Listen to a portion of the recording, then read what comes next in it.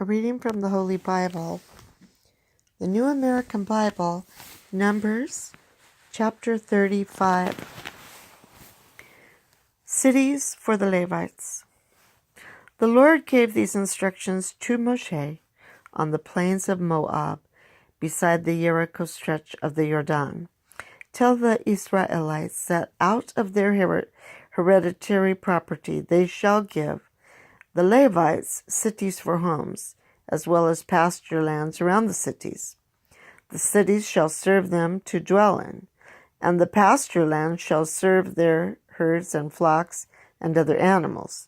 The pasture lands of the cities to be assigned the Levites shall extend 1,000 cubits from the city walls in each direction. Thus you shall measure out 2,000 cubits outside the city along each side, east, south, west, and north, with the city lying in the center.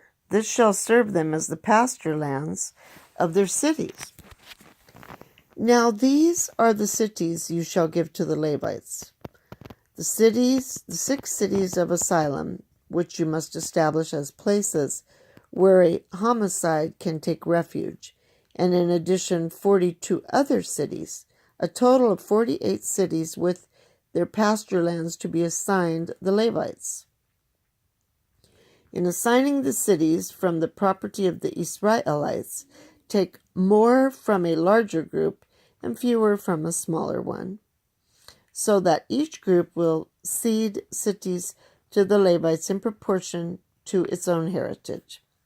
Cities of Asylum. The Lord said to Moshe, tell the Israelites, when you go across the Jordan into the land of Canaan, select for yourselves cities to serve as cities of asylum, where a homicide who has killed someone unintentionally may take refuge. These cities shall serve you as places of asylum from the avenger of blood, so that a homicide shall not be put to death unless he is first tried before the community. 6 cities of asylum shall you assign, 3 beyond the Jordan and 3 in the land of Canaan.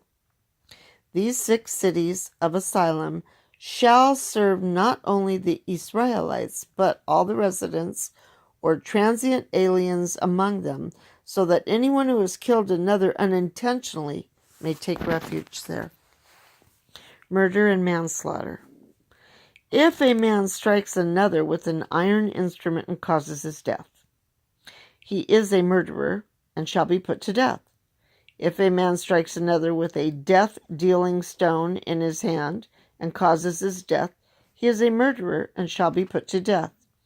If a man strikes another with a death-dealing club in his hand and causes his death, he is a murderer and shall be put to death.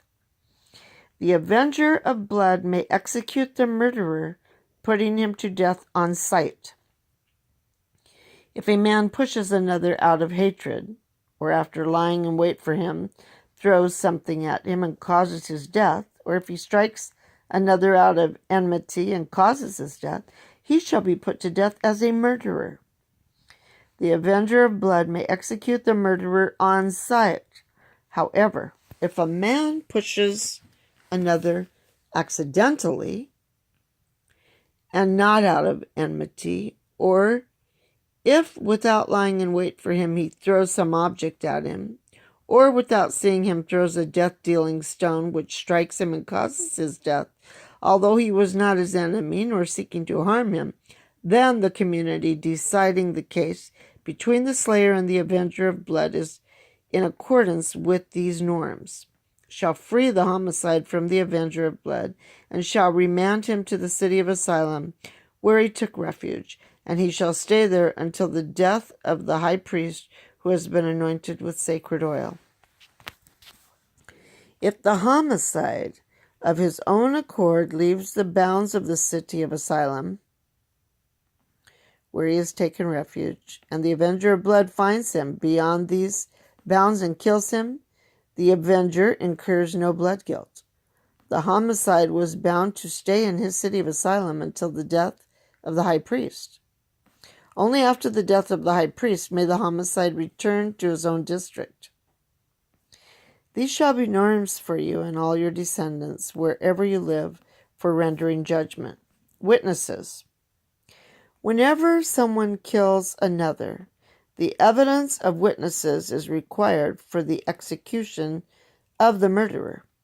The evidence of a single witness is not sufficient for putting a person to death. No indemnity. You shall not accept indemnity in place of the life of a murderer who serves the death penalty. He must be put to death. Nor shall you accept indemnity to allow a refugee to leave his city of asylum and again dwell elsewhere in the land before the death of the high priest.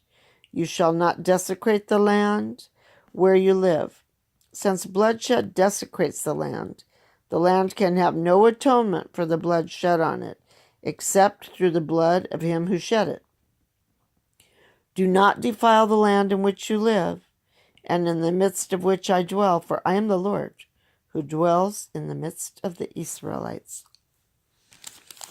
Notes that pertain to chapter 35, verse 8. This provision was hardly observed in the actual assignment of the Levitical cities as narrated in Joshua 21. Verse 12, the avenger of blood, one of the close relatives of the slain. See 2 Samuel 14:7, who, as executor of public justice, has the right and duty to take the life of the murderer. Deuteronomy 19:6-12, Joshua 23:5-9. Verses 16 through 25. Here, as also in Deuteronomy 19:1-13, there is a casuistic development of the original law as stated in Exodus 21:12.